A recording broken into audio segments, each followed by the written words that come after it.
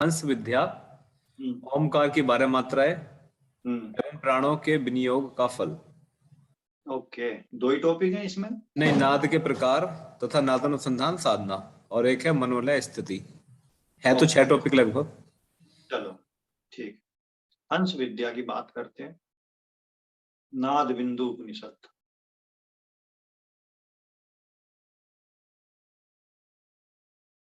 इस उपनिषद में ओम के रूप को, ओम के स्वरूप को हंस पक्षी से तुलना करके समझाया गया है। इस तुलना को ही हंस विद्या का नाम दिया गया है। क्या तुलना करके समझाया है? जैसे ओंकार के कल मैंने 3 आ उ मा का शब्द बताए थे, अकार, उकार और मकार। तो ओम का जो अकार है वह हंस के दक्षिण पंख के समान माना गया है। हंस का जो दक्षिण दायां पंख है वह ओम का आकार है और बायां पंख उकार है, और हंस की पूंछ ओम का मकार है। ओमकार रूपी हंस के दोनों पैर रजोगुण और तमोगुण हैं, तथा हंस रूपी पूरा शरीर सतोगुण है। दाईं आंख धर्म और बाईं आंख अधर्म है।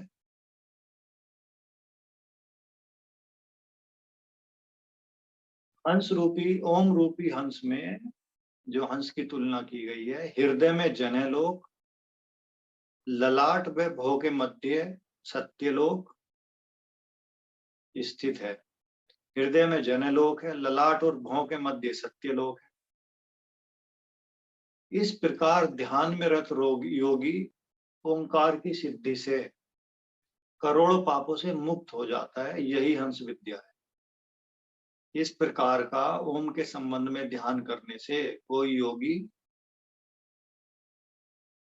सिद्धि प्राप्त करके करोड़ों पापों से मुक्त हो जाता है। यह हंस विद्या है। ओंकार की 12 मात्राएं। अब आप इसको कैसे लिखना है? एक लाइन को पूरा लिखो, फिर मैं केवल नाम बोलूंगा। पहली लाइन में लिखो ओंकार की प्रथम मात्रा है।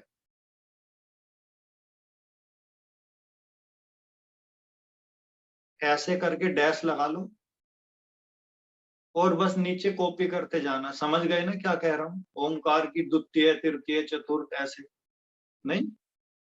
तो प्रथम मात्रा क्या है? घोषणी। घा पे एक मात्रा सा, घोषणी। दूसरी है विद्युन्न माला। तीसरी है पतंगनी। पा ता डा और गा पे बड़ी की मात्रा। अगली है वायु वेगनी। पांचवी है नामधेया। छठी है इंद्री, एड़ी वाला ए आधा ना और दा द्री, इंद्री। सातवीं है वैष्णवी। आठवीं है साडंकरी, सा डा का और रा पे बड़ी की मात्रा। नाइन्थ है महती, मैं है ती। 10th है ध्रुवा। 11वीं है मौनी, माँ पे 2 मात्रा औ की। और 12वीं है ब्राह्मी। ये सबसे कठिन टॉपिक है ये। ओंकार की 12 मात्राएं। अब इनका विनियोग क्या होता है?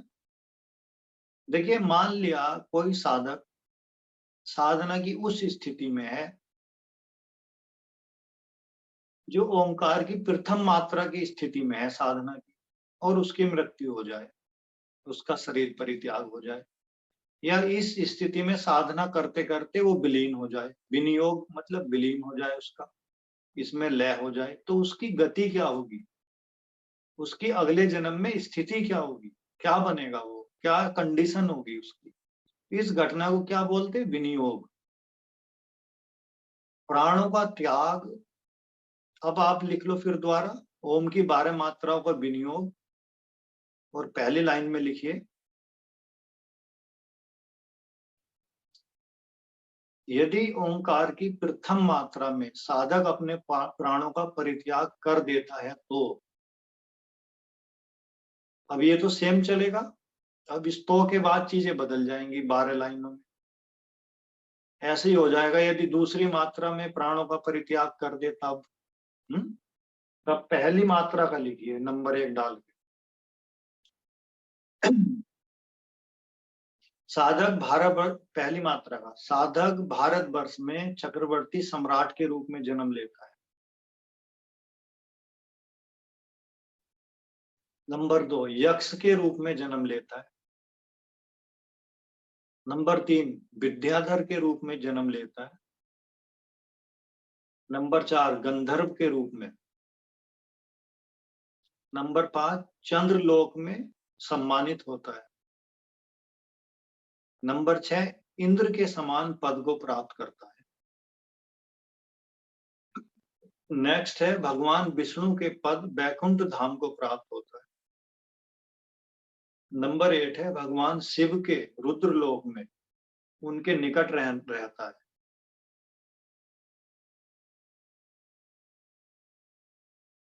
नंबर 9 है महलोक को प्राप्त करता है।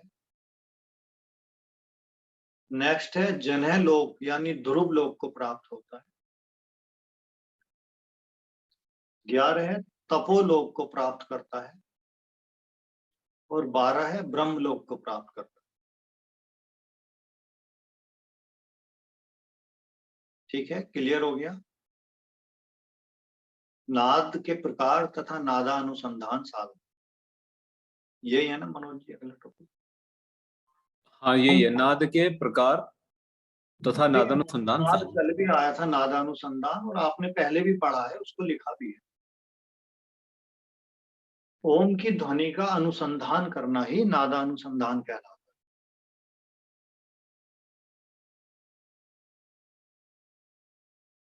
नाद योग या नादानुसंधान कहलाता है। देखिए योगी को सिद्धासन में बैठकर वैष्णवी मुद्रा धारण करके कान के भीतर उठते हुए नाद या अनाथ नाद को सुनना चाहिए।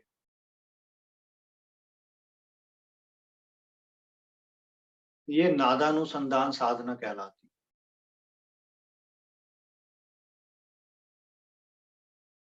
कितने प्रकार के नाद की बात की गई है? इसमें 2 प्रकार की बात की गई है, अभेद्य ध्वनि, आ भाप एक ही मात्रा दा, अभेद्य ध्वनि, और अति मंद नाद। नाद का अभ्यास करते हुए जब साधक को प्रारंभ में भेरी आदि ध्वनि यंत्रों की तीव्र सुनाई देती है, तेजी से नाद सुनाई देते हैं, तब उसे उस नाद से और भी सूक्ष्म नाद यानी जिनकी आवाज बहुत धीरे आ रही हो उनको सुनने का प्रयत्न करना चाहिए। तो एक तो हो गई तेज ध्वनि, एक हो गई सूक्ष्म ध्वनि जो कम आ रही हो। नाद साधना के साधक को चाहिए कि वह घन नाद यानी तीव्र ध्वनि को छोड़कर सूक्ष्म नाद यानी मंद ध्वनि को सुनने का प्रयास करे और इसी में मन लगाए। इस प्रकार 2 प्रकार की ध्वनियों का उल्लेख यहाँ मिलता है, तीव्र व मंद नाद, तथा इन्हें और क्या कहा गया है? घन नाद या सूक्ष्म नाद। घन नाद को तीव्र ध्वनि कहा है और सूक्ष्म नाद को मंद ध्वनि कहा है। तो ये 2 प्रकार के नाद साधना इसमें मिलती है। अगला टॉपिक मनोज जी बता रहे मनोलय की स्थिति है। हाँ मनोलय की स्थिति, मनोलय स्थिति। ओके, देखिए मनोलय का सामान्य अर्थ तो क्या है? मन का किसी चीज में लय हो जाना। अब लय तो आदमी का मन भाई पिक्चर देखते हुए भी हो जाता है, और दिव्य और प्रीति का तो गोलगप्पे खाते हुए भी हो सकता है भाई। मन लय हो गया अपना, 20 रुपए की जगह 30 के खा लिए मन। परंतु यहाँ क्या अर्थ है मनोलय का? मनोलय का अर्थ है नाद के द्वारा मन को बस में कर लेना, मनोलय है, या मन का बस में हो जाना मनोलय है। जब नाद का अभ्यास करते करते वासनाएं शून्य हो जाती हैं, तब मन व प्राण ब्रह्मा में लीन हो जाता है, नाद में लीन हो जाता है। इस स्थिति को मनोलय स्थिति कहते हैं। नाद में लीन योगी जागृत, श्वसन, स्वप्न और सुषुप्ति अवस्थाओं को मुक्त कर लेता है और इनसे मुक्त होकर वह सभी प्रकार की चिंताओं से मुक्त हो जाता है। जब मन की अवस्था अमन की अवस्था में बदल जाती है, ये स्टेट ऑफ नो माइंड, तब यह अवस्था मनोलय कहलाती है। ठीक है, अभी तुमने पीछे लय पढ़ा, तो लय की स्थिति भी ऐसी है, ये मनोलय है, थोड़ा शब्दों का अंतर है।